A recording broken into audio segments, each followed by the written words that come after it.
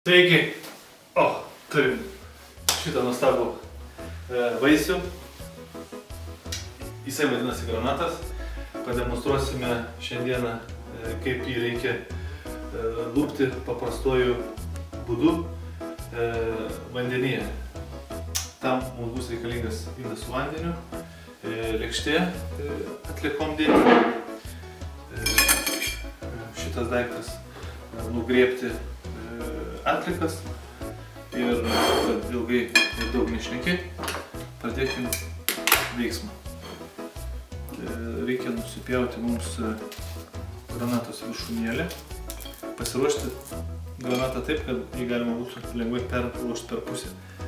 Taip nupjaunam antroji pusėje galūnę ir dabar padarom įpjovą per pusę.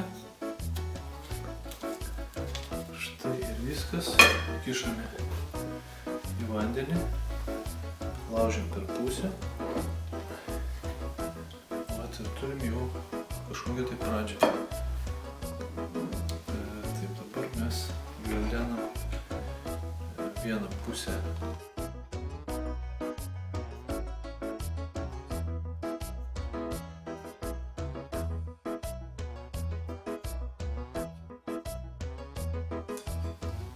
Nugriebėme visas atliekas. Taip, nusikau.